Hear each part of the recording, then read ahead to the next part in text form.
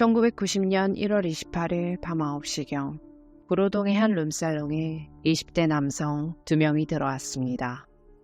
종업원이었던 18살의 강량이 룸에 들어가 이들을 접대했어요.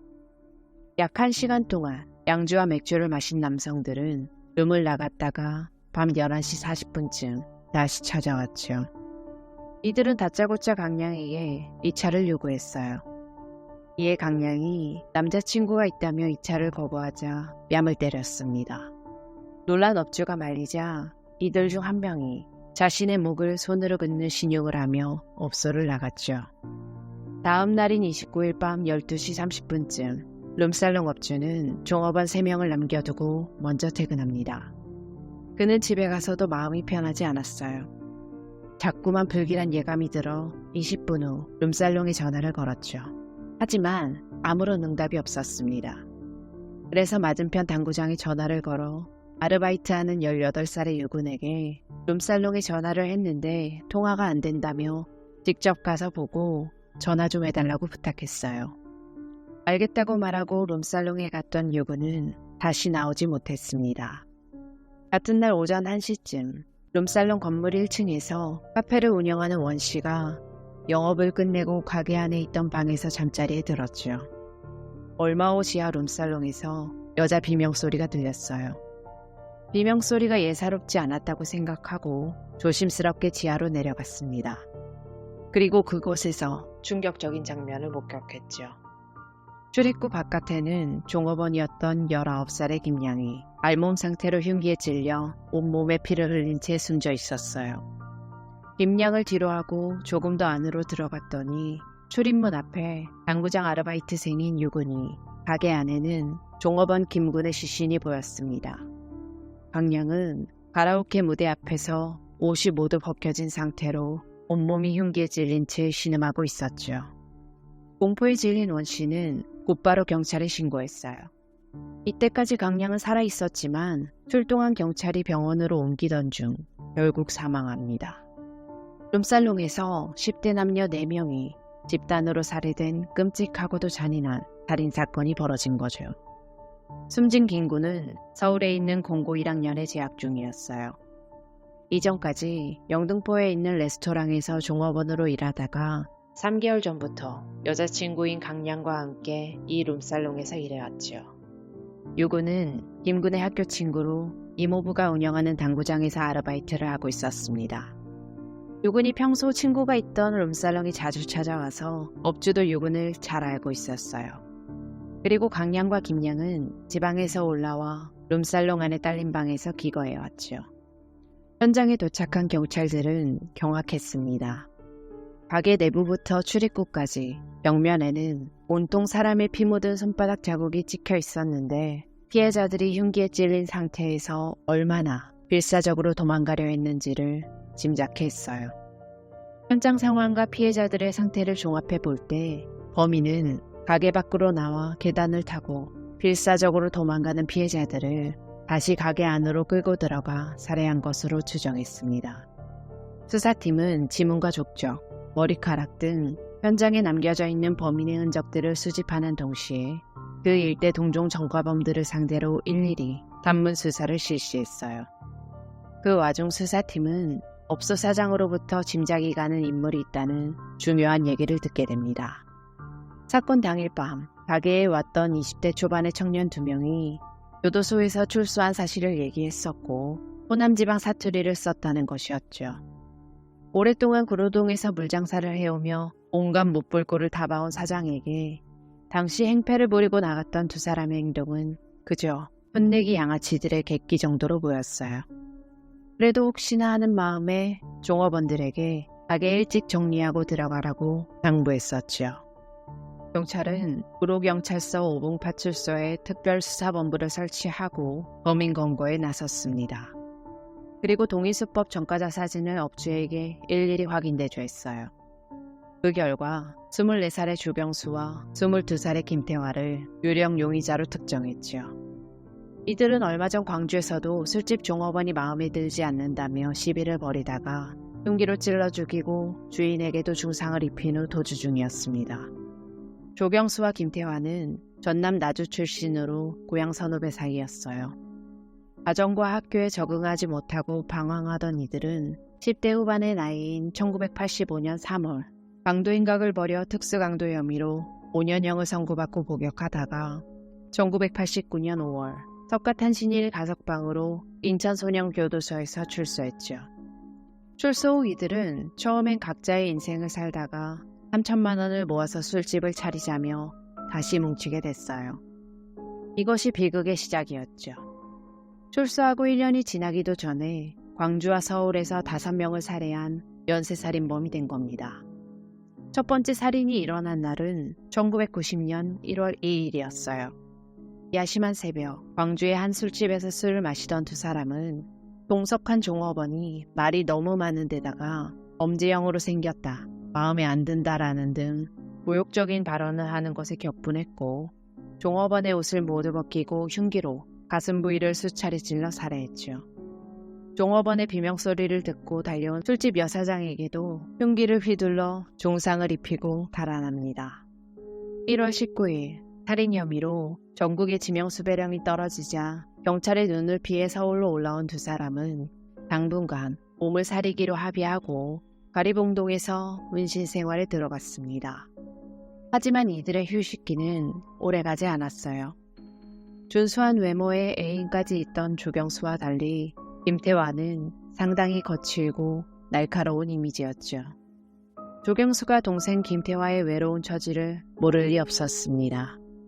결국 1월 28일 밤 두 사람은 집 인근에 위치한 샛별 룸살롱으로 향했어요. 그리고 각자 한 명씩 종업원을 끼고 앉아서 술을 마셨죠. 애인이 없던 김태화가 종업원 강량에게 이차를 요구합니다. 하지만 완강하게 거부했던 강량에게 무시당했다는 생각이 들었어요. 두 사람은 꼭지가 돌았죠. 한동안 소란을 피웠고 종업원들이 울고불고 하니까 룸살롱 사장이 달려왔어요. 사장이 기세에 눌린 두 사람은 룸살롱을 나왔습니다. 씩씩거리며 룸살롱을 나온 두 사람은 화를 사귀지 못하고 길거리를 돌아다녔죠. 하지만 시간이 지나도 화가 가라앉지 않았어요. 술집 사장의 으름장과 종업원들의 비웃는 소리가 귓가에 맴돌았습니다. 결국 택시를 타고 가리봉동의 월세방으로 돌아간 이들은 회카를 준비하고 다시 샛별 룸살롱으로 향했죠. 새벽 1시 30분경 룸살롱 안에서는 강양, 김양, 김군, 유군이 모여 술을 마시고 있었어요. 그때 가게 문이 벌컥 열렸습니다. 회카를 들고 들어온 조경수와 김태환은 네 사람을 한 방에 몰아넣고 순식간에 살해했습니다. 범행 후 경찰의 추적을 피해 대전으로 이동했고 김건일이라는 가명으로 6개월치 월세를 선납하고 새 방을 얻었어요. 그리고 수원에도 가명으로 새 방을 하나 더 얻어 그 지역을 오가면서 몸을 숨겼죠. 이들은 돈이 떨어지자 다시 서울로 올라가 미용실에서 강도행각을 벌였습니다. 미용실을 택한 건 종업원과 손님 대부분이 여성이라 제압하기 쉬웠기 때문이에요. 1990년 2월 6일 오후 6시쯤 중구 명동의 한 미용실에 마스크를 쓴 채 가스총과 등산용 칼을 들고 들어갔습니다. 여기서 종업원과 손님 9명을 대기실에 몰아넣고 옷을 모두 벗게 한 후 현금과 금품을 빼앗아 도주했죠. 이틀 후인 2월 8일 오후에는 종로에 나타났어요. 범인들은 유명 제과점 건물 2층에 있는 미용실에 들어갔습니다. 그리고 이번에도 역시 당시 미용실에 있던 손님과 직원 20여 명을 미용실 내 마사지실에 몰아넣고 옷을 벗게 한 후 현금과 금품을 강탈했어요. 미용실에서 동일범으로 보이는 연쇄강도 사건이 일어났지만 이때까지 경찰은 조경수와 김태화의 범행이라고 생각하지 못했습니다. 이들은 갈수록 더 대담하게 행동했지요. 1990년 2월 26일 밤 9시쯤 범인들은 구로구 가리봉동의 한 카페에 나타납니다. 살인을 벌였던 룸살롱에서 불과 500m 떨어진 곳이었죠. 이 카페에는 조경수의 여자친구 이씨가 일하고 있었어요. 이날 카페에는 사복경찰관 6명이 권총으로 무장하고 잠복한 상태였습니다. 이미 조경수의 여자친구를 보살펴둔 상태였죠. 조경수는 양복 차림에 선글라스를 끼고 카페에 들어가 다른 종업원을 통해 이 씨를 밖으로 불러냈어요. 그리고 미리 훔쳐뒀던 차를 타고 세 사람은 요요히 서울을 빠져나갔습니다. 이를 알게 된 경찰은 바로 검거에 나섰지만 한 발 늦은 뒤였죠. 조경수와 김태화 그리고 이 씨는 대전으로 내려왔어요. 이후 김태화는 다른 곳으로 이동했고 조 씨와 이 씨는 대전 새방에 머물며 시간을 보냈습니다. 낮에는 쇼핑을 하거나 영화를 봤고 밤에는 집 근처에서 술을 마시면서 지냈지요. 두 사람은 대전 시내는 물론 인근 계룡산과 보문산도 돌아다니며 데이트를 즐겼어요. 이 씨를 백화점에 데려간 조경수는 방탈한 돈으로 백과 화장품, 구두 등을 사주고 돈을 건네기도 했습니다.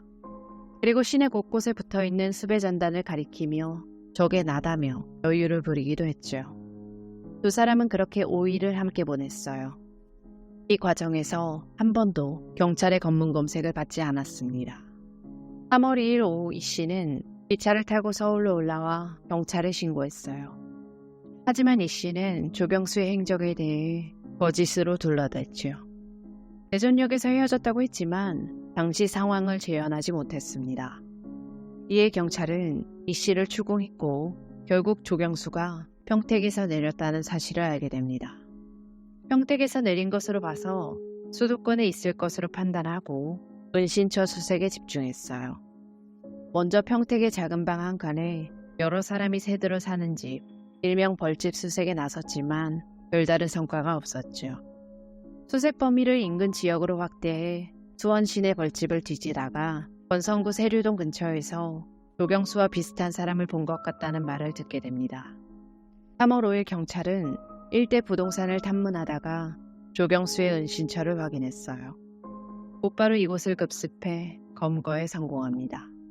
조경수가 붙잡혔다는 것을 알게 된 김태화는 검거에 결정적 제보를 한 중개업소 사장에게 보복하기 위해 2차례나 찾아갔어요. 하지만 사무실이 잠겨있어 보복을 실행하진 못했죠.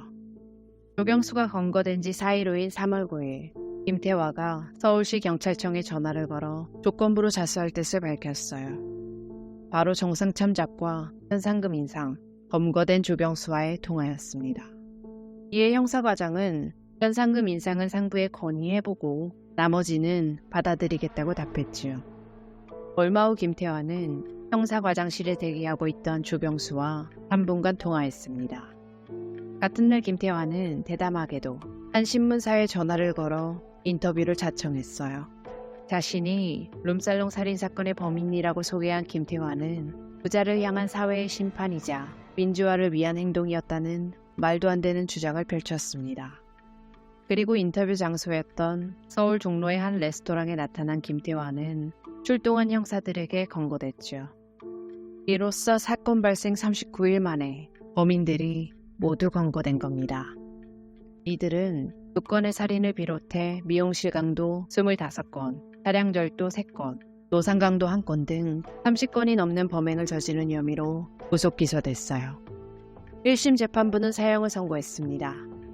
피고인들이 불우한 환경에서 어린 시절을 보냈고 전과자라고 낙인 찍혀 사회의 냉대를 받아 세상에 불만을 가지게 됐다는 점을 감안하더라도 직접적인 원한 관계가 없던 나이 어린 종업원 4명에게 팔을 휘둘러 말로 표현할 수 없을 만큼 참담하게 살해한 것은 단순히 일시적 충동에서 저지른 범행이라 보기에는 범행 수법이 너무나 끔찍해 용서받을 수 없다고 판시했죠.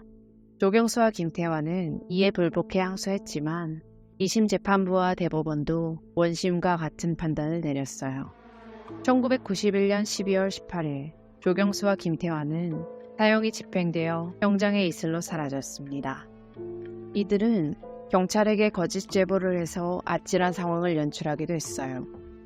새벽 3시 영등포 경찰서 뒤편에 있는 중앙로에서 접선하기로 되어 있다는 거짓 제보를 흘려 출동한 구로서와 남부서 관할 경찰들이 서로 상대를 오인하고 경찰끼리 총격전을 벌이는 일도 있었죠.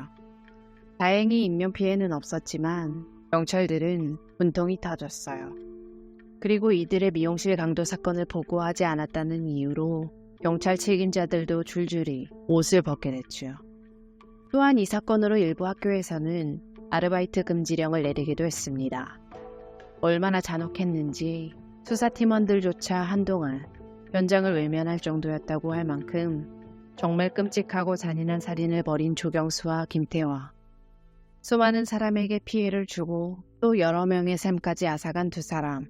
그래도 그나마 이들의 사형이 집행됐다는 것에 조금은 안도가 됩니다. 안타깝게 희생당한 피해자분들의 명복을 빕니다. 지금까지 고요한 밤이었습니다.